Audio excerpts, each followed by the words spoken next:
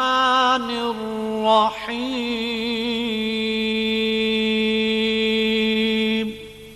شروع اللہ کے نام سے جو بڑا مہربان نہایت رحم والا ہے۔ دریا سے اٹھنے والی باپ نے گھنے جنگل کو گھیرا ہوا تھا۔ دریا کے گرم کناروں پر لگے 60 فٹ اونچے لش درختوں نے دریا کو جیسے ڈھانپا ہوا تھا۔ اینڈرز روزو کے لیے حقیقت کا سامنا واقعی حیران کن تھا۔ دوستو، اگر آپ نے ابھی تک اس چینل کو سبسکرائب نہیں کیا تو جلدی سے کر لیں اور بیل آئیکن کو دبا دیں تاکہ ہماری نئی آنے والی اسلامی اور معلوماتی ویڈیو کا نوٹیفیکیشن بر وقت آپ کو مل سکے۔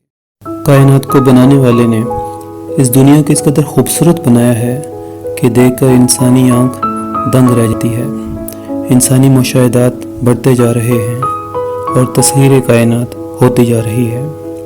ساتھیو، آپ نے خوبصورت ندی نالے، بل کھاتے دریا، پہاڑوں کی اونٹ سے گرتے جھرنے اور شفاف پانی کے چشمے ضرور دیکھے ہوں گے، لیکن آپ کی آنکھ نے کبھی ابلتے، بہتے اور بھاپ اڑاتے دریا کا نظارہ نہیں کیا ہوگا۔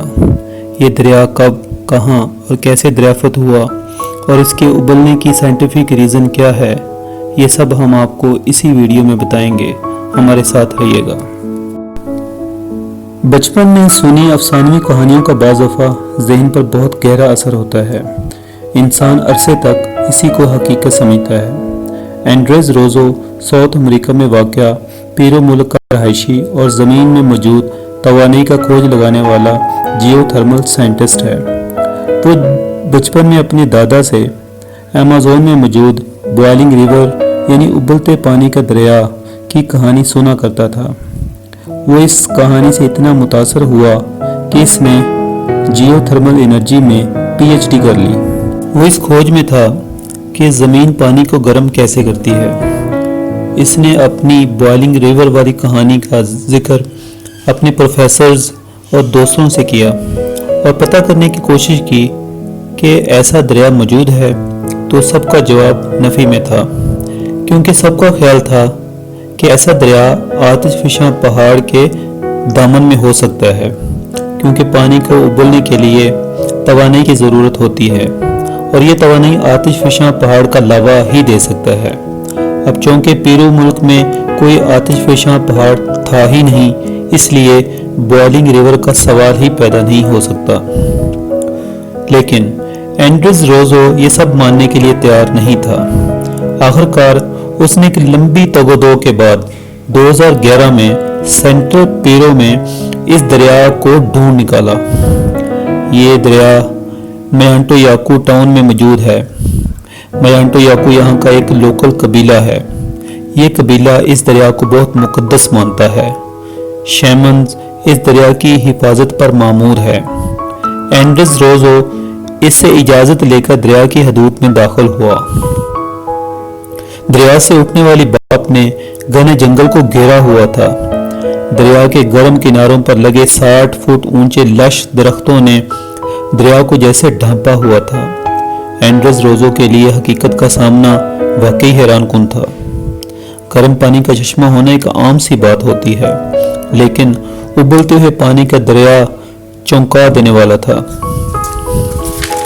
اس دریا کی لمبائی لگ بھگ 6.5 کلومیٹر، چوڑائی زیادہ سے زیادہ 80 فٹ اور گہرائی 16 فٹ ہے۔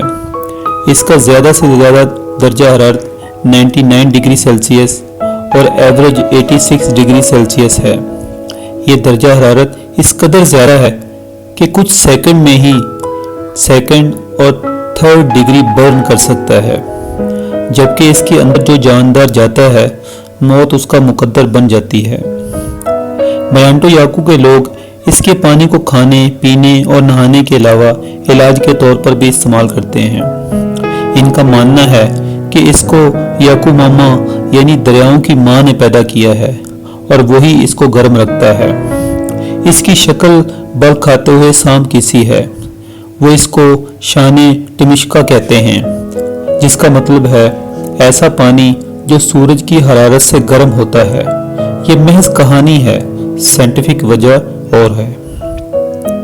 اینڈرز روزو کو اس بات کی تہ تک پہنچنے میں مزید 5 سال کا عرصہ لگ گیا کہ بوائلنگ ریور کا پانی گرم کیسے ہوتا ہے، کیونکہ اس کے نزدیک ترین آتش فشاں کا فاصلہ تقریباً 700 کلومیٹر ہے، جس کا مطلب یہ ہوا کہ اس کا پانی آتش فشائی عمل سے گرم نہیں ہوتا۔ اس کے مطابق اگر زمین کے اندر جایا جائے تو ہر کلومیٹر کے بعد 25 ڈگری سیلسیس ٹمپریچر بڑھ جاتا ہے۔ دوسری طرف بوائلنگ ریور کے پانی کا ماخذ بارش ہے، جس کا مطلب یہ ہوا کہ بارش کا پانی زمین پر پڑتا ہے تو یہ نیچے زمین کے گرم حصے کی طرف حرکت کرتا ہے، جس کی وجہ سے اس کا درجہ حرارت بڑھتا رہتا ہے۔ جب یہ پانی زمین میں موجود دراڑوں اور سوراخوں سے باہر آتا ہے تو بوائلنگ ریور بن جاتا ہے، اور یہی وجہ ایمیزون کے بوائلنگ ریور کی ہے۔ اگر انسانی جسم کو زمین کے ساتھ تشبیہ دے دی جائے تو انسانی جسم کی رگوں میں موجود خون بھی زمین میں موجود پانی کی طرح حرکت میں رہتا ہے۔ اگر جسم کو کٹ لگ جائے تو خون باہر آ جاتا ہے۔ اس طرح اگر زمین میں کوئی دراڑ یا سوراخ موجود ہو تو پانی اس کی وجہ سے باہر آ جاتا ہے، اور چونکہ اس کا درجہ حرارت زیادہ ہوتا ہے اس لیے یہ بوائلنگ ریور بن جاتا ہے۔ امید ہے آپ کو یہ ہماری کوشش اچھی لگی ہوگی۔ شکریہ۔